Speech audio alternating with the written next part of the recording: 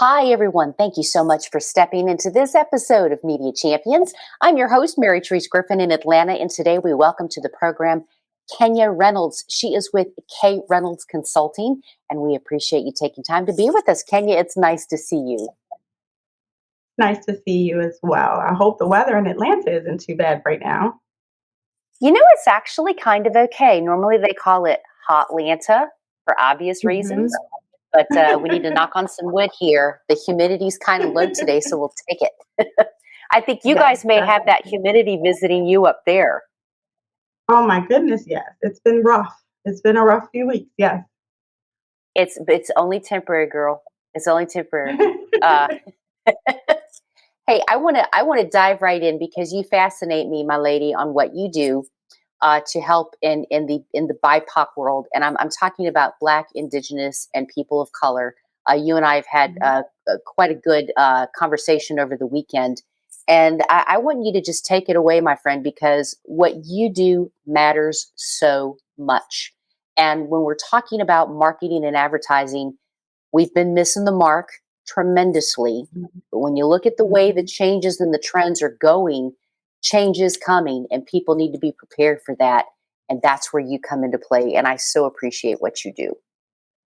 Awesome. Thank you very much. So, at Kay Reynolds Consulting, what we mainly focus on is bringing people of color in contact with professionals that are in need of operational support, chief of staff support, interim CFO support, all things around business planning and running your business the best way possible.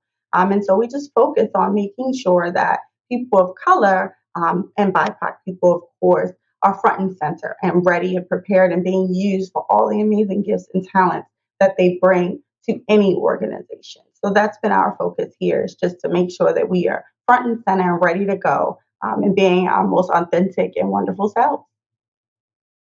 What surprises you the most in telling this story about inclusion and diversity? Because I would like to think that people are starting to get a clue about what it Mhm. means to have inclusion and diversity. And it's not just about watching a TV ad and seeing, oh, I don't know, a biracial couple or a gay couple.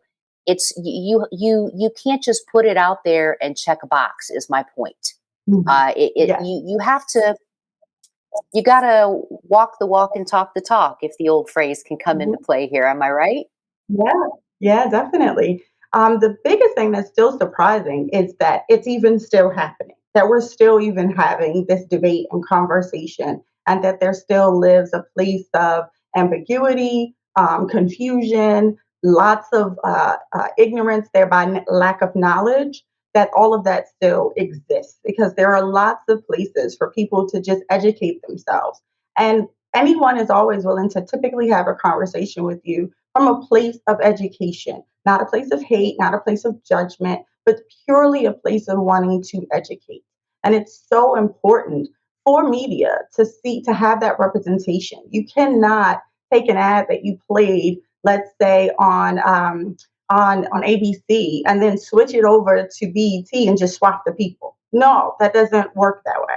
You need to actually create a brand new ad with the right people and the right messaging, because what's right in the Black community is not going to sell the same way as in the Latino community or anyone that is representative in the AAPI community. So you just have to make sure that you're doing it authentically, and not from a performance level. It all has to be authentic because performance allyship is very, very, very big right now.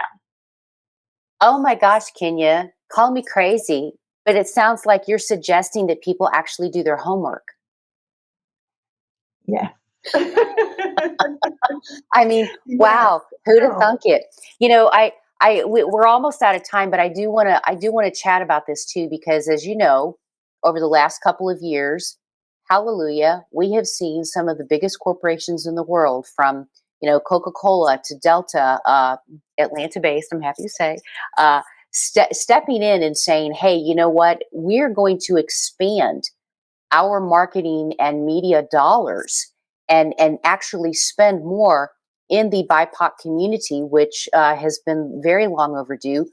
can you give us your thoughts on that, and maybe where more businesses across the world should be looking at this whole notion of diversity and inclusion, and how we can just see each other and not see race and color, because Mhm. we're such a melting pot in this world. And I think what you're doing is fantastic, but you got to be excited when you see some of these bigger corporations stepping up going, okay, we're on board.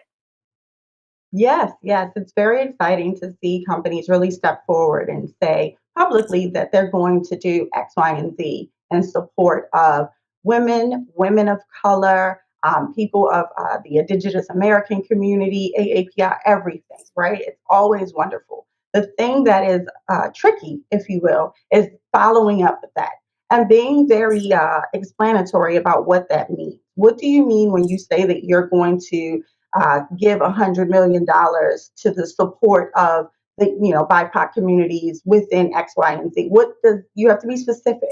Is it a scholarship? Are these more jobs? Are you increasing anything else in your company around media, etc.? So it's great and it's wonderful, but I think where some people are missing the mark is that they're not leaning into the specifics, which allows it to be so general. And then how do we track against that? Which is the biggest question I continue to ask. How are we tracking against these huge pledges that companies are making in a way that makes sense so we can hold people accountable, because accountability is really important in a situation like this. It helps to make sure that this is not performative and true allyship and support of these communities. I couldn't have said it better myself. And you can't just check the box and move on.org, because it doesn't work like that. But Kenya, we are out of Mhm. time.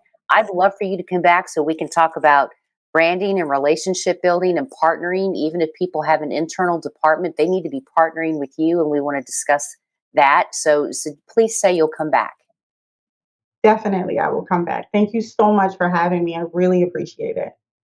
Oh, you're fantastic. Thank you, Kenya. We appreciate you. And the rest of you are so going to appreciate getting to know Kenya. We can put you in touch with her. You can find her by finding us right here at dailyadbrief.com. I'm Mary Trace Griffin in Atlanta. We'll see you next time for more Media Champions.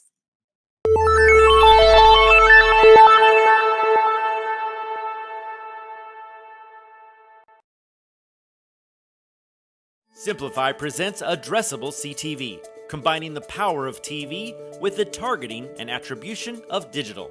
Simplify's Addressable CTV delivers massive reach with the ability to scale without sacrificing precision. TV buyers can generate incremental reach with household level targeting, frequency controls, reporting, and insights. To learn more about Simplify's Addressable CTV and what it can do for your clients, visit simply.fi.